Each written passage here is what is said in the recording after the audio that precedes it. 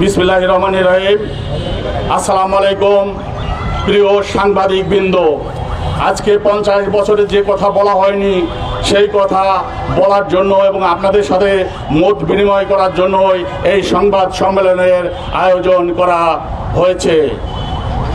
আমাদের এই সংবাদ সম্মেলনে দেশপ্রেমিক কর্নেল হাসিনুর রহমান বীর প্রতীক এবং কর্নেল ফেরদৌস আজিজ ভাইয়ের উপস্থিত হওয়ার কথা ছিল, কিন্তু আপনারা জানেন আইসিটিতে খুনি শেখ হাসিনা এবং তার দোসরদের গুম খুনকারীদের বিরুদ্ধে সাক্ষ্য চলছে।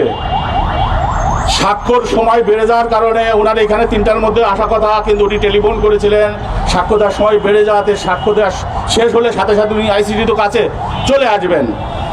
আমি আপনাদের যেহেতু অনেক জায়গায় যেতে হয় সেই জন্য আমি আপনাদের প্রশ্নের উত্তর দিচ্ছি। এর মধ্যে যদি উনি চলে আসেন আপনাদের কোনো প্রশ্ন থাকলে কথা বলবেন, না থাকলে আমরা অপেক্ষা করব। ওনারা আসলে আপনারা যদি কেউ থাকেন তখন অবশ্যই আপনাদের বিভিন্ন প্রশ্নের উত্তর দেবে। আমি এখন যেটা বলতে চাই যে আপনারা দেখেছেন আমি প্রেস ক্লাবে প্রকাশে বলেছিলাম যে কিভাবে হত্যা করা হয়েছে। আগস্ট বিপ্লবের নায়ক মেজর বজলুল হুদাকে জবাই করে হত্যা করেছে। কর্নেল ফারুককে, কর্নেল শাহরিয়ার রশিদ খানকে, কর্নেল একে মহিউদ্দিনকে নৃশংসভাবে হত্যা করা হয়েছে। বিপ্লব হয়েছিল, সেই বিপ্লবের ধারাবাহিকতাই ছিল 24-এর 5ই আগস্টের বিপ্লব। কিন্তু 15ই আগস্টের বিপ্লব যেভাবে হাতছাড়া হয়ে গিয়েছিল, 90-এর গণ অভ্যুত্থান যেভাবে হাতছাড়া হয়ে গেছে, 24-এর 5ই আগস্টের বিপ্লবও একটি শ্রেণী কুক্ষিগত করে নিয়ে এই বিপ্লবকে ফুলুণ্ঠিত করতে যাচ্ছে। কিন্তু আমরা স্পষ্টভাবে বলে দিতে চাই 75-এর হাতিয়ার গর্জে উঠবে বারবার, 75-এর হাতিয়ার গর্জে উঠবে আরেকবার।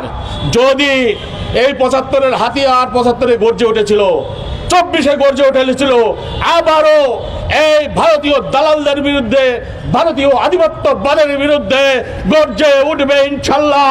তার আগেই আমি এই সব দালালদের অনুরোধ করব সোজা হয়ে যান, নাহলে সোজা হওয়ার ওষুধ কিন্তু আছে।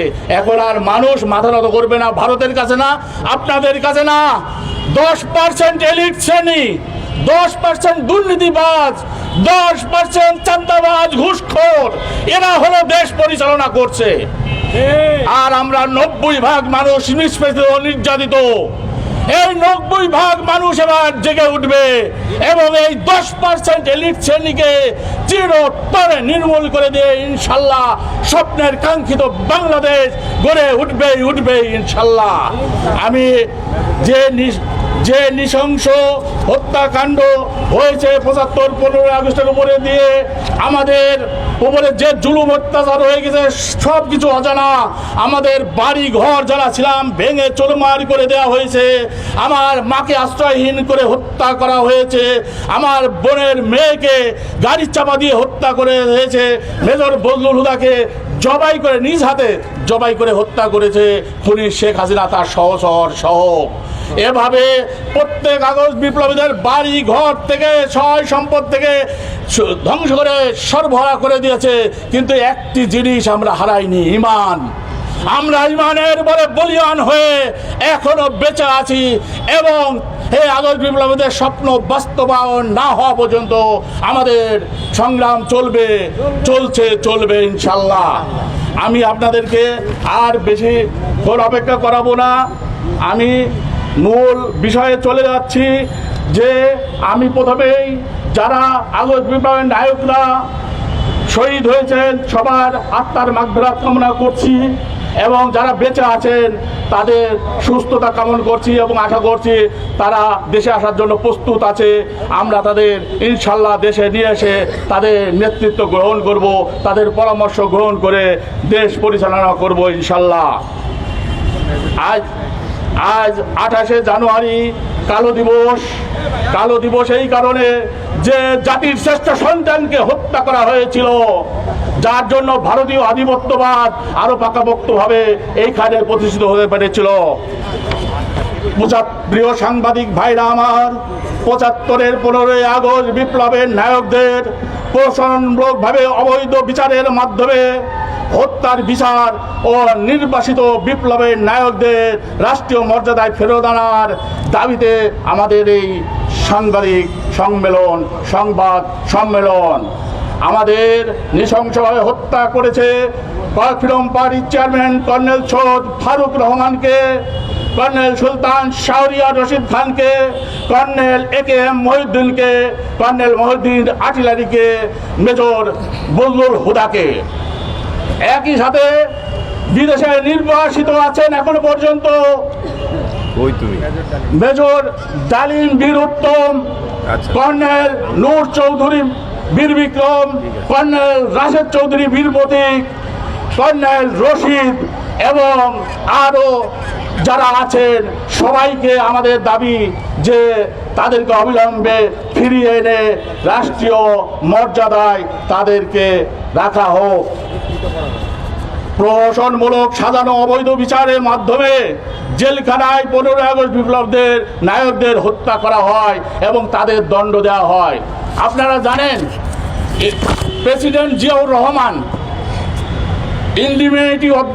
ইন্ডিমিউনিটি আইনের দ্বারা অধ্যাদেশ জারি করেছিলেন খন্দকার মোস্তাক 1975 সালে, কিন্তু 1979 সালের সংসদে প্রেসিডেন্ট জিয়াউর রহমান প্রেসিডেন্ট থাকা অবস্থায় সংসদে ইন্ডিমিউনিটি অধ্যাদেশ দিয়ে এদেরকে দায় মুক্তি দিয়েছিল যে এটা ছিল বিপ্লব, বিপ্লবের কোনো বিচার হয় না। আপনারা জানেন 75-এর 15 আগস্টের পরে এদের কিন্তু কোনো বিচার হয়নি। আর্মিতে যদি কোনো নিয়ম ভঙ্গ করা হয় তাদের সাজা হয়, কোর্ট মার্শাল হয়, কিন্তু এদের যেহেতু বিচার হয়নি সেহেতু মনে করতে হবে যে এটা সঠিক ছিল এবং জনগণের ইচ্ছারই প্রতিফলন ছিল এবং বিপ্লব ছিল। কিন্তু সেই বিপ্লবটাকে 1996 সালে ইন্ডিমিউনিটি অ্যাক্টকে খুনি শেখ হাসিনা আপনার বাতিল করে দিয়েছিল। কিভাবে? সিঙ্গেল মেজরিটিতে। আপনারা সবাই সুশিক্ষিত, আপনারা বলেন সিঙ্গেল মেজরিটি কোনো দিন একটা আইন কি বাতিল হয়? এটার জন্য 2/3 মেজরিটি লাগে। কিন্তু দুঃখজনক ব্যাপার যে সিঙ্গেল মেজরিটিতে বাতিল করে তাদের বিশেষ সরকার, তাহলে বিচারটা কি ছিল? অবৈধ। বিচারটাই শুরু থেকে অবৈধ। তারপরে ফাঁসির অর্ডার করার পরে ফাঁসি না দিয়ে তাদেরকে নৃশংসভাবে হত্যা করা আরেকটা অবৈধর উপরে অবৈধ। যে অবৈধ আপনাদের এই জন্য বললাম যে অনেক কিছু অজানা রয়ে গেছে। এই অবৈধ কার্যক্রমের জন্য খুনি শেখ হাসিনা সহ তার দোষরদের অবশ্যই বিচার হবে এবং এর সাথে যারা সংশ্লিষ্ট ছিল সিভিল সার্জন থেকে জেলার থেকে শুরু করে আইজি প্রিজন থেকে শুরু করে সবারই বিচার হবে ইনশাল্লাহ। এর মধ্যে আপনারা দেখেছেন বিচার চলমান, বিচার হতেই থাকবে। বিদেশে অবস্থানরত 15 আগস্ট বিপ্লবের নায়কদের রাষ্ট্রীয় মর্যাদায় সসম্মানে দেশে ফিরিয়ে আনতে হবে। 15 আগস্ট বিপ্লবের নায়কদের রাষ্ট্রীয় উদ্যোগে জাতীয় বীরের মর্যাদা দিতে হবে। 15 আগস্ট বিপ্লবীদের বিরুদ্ধে প্রহসনমূলক সাজানো অবৈধ বিচারের রায় বাতিল করতে হবে। কেননা সাজানো বিচারের রায় এটা তো থাকতে পারে না, এটা অটোমেটিক্যালি বাতিল হয়ে যাওয়া কথা, কিন্তু এখনো পর্যন্ত বাতিল হয়নি। তাই আপনাদের মাধ্যমে আমরা বলতে চাই যে অবিলম্বে এই বিচারের রায় বাতিল করা হোক এবং যারা বিদেশে আছে তাদেরকে ফিরিয়ে আনা হোক রাষ্ট্রীয় মর্যাদায়। আপনারা আমাকে প্রশ্ন করেন, তাহলে উত্তর দিতে পারবেন। আপনারা মন খুলে প্রশ্ন করতে পারেন, দয়া করে আপনারা প্রশ্ন করেন প্লিজ।